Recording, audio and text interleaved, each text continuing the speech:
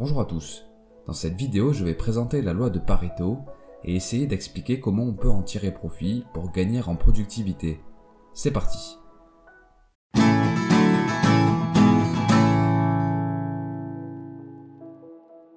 Le principe de Pareto est un phénomène de distributivité qui stipule qu'environ 80% des effets sont le produit de 20% des causes. À la fin du 19e siècle, l'économiste italien Vilfredo Pareto analyse les données fiscales de plusieurs pays d'Europe. Il constate que la distribution des richesses suit les mêmes proportions.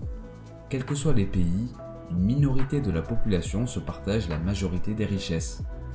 Dans les années 1950, le qualiticien américain Joseph Juran observe des distributions similaires dans le monde de l'entreprise. Il constate par exemple qu'environ 80% du chiffre d'affaires est issu de 20% des clients. Environ 20% des ventes sont réalisées grâce à 20% des produits. Environ 80% des réclamations proviennent de 20% des clients. On remarque que cette distribution 80-20 s'observe un peu partout dans la pratique. Par exemple, pour le constructeur aéronautique Airbus, 81% des unités vendues sont des A320. 77% du chiffre d'affaires provient de la vente d'avions.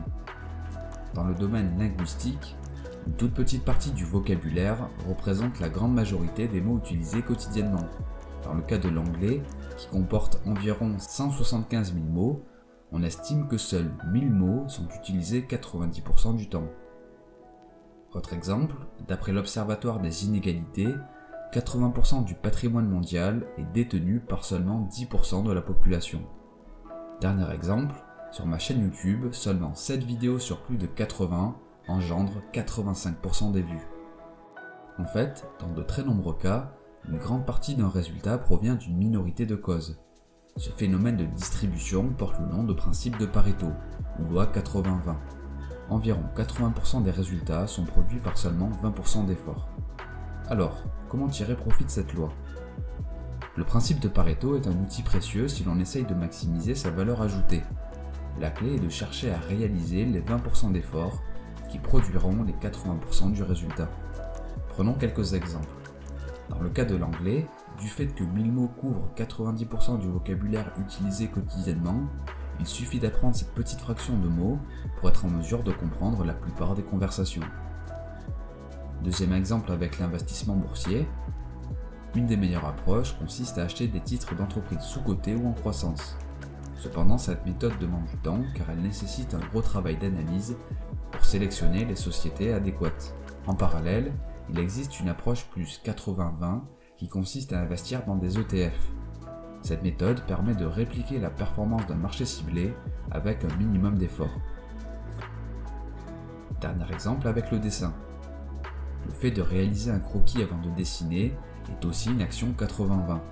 Cela permet d'obtenir un visuel du rendu final en seulement quelques coups de crayon. Cette technique est notamment utilisée par les designers automobiles. Avant de réaliser la maquette du modèle sur ordinateur, ils définissent le design par l'intermédiaire de croquis rapides à la main plutôt que par des représentations très abouties. 20% d'effort pour 80% du résultat. Bref, pour résumer et conclure, le principe de Pareto est une loi empirique de distributivité qui stipule qu'environ 80% d'un résultat est produit par 20% d'efforts. On peut s'appuyer sur cette loi pour essayer de maximiser sa valeur ajoutée. La clé est d'identifier les actions qui engendrent la plus grosse partie des résultats. Merci pour votre attention, j'espère que cette vidéo vous a plu. Si c'est le cas, vous pouvez me le faire savoir en laissant un pouce bleu et un commentaire. Je vous invite à vous abonner à la chaîne YouTube et à activer la cloche de notification pour être informé lorsque de nouvelles vidéos paraîtront. C'était Mr. Fonjo, à très vite.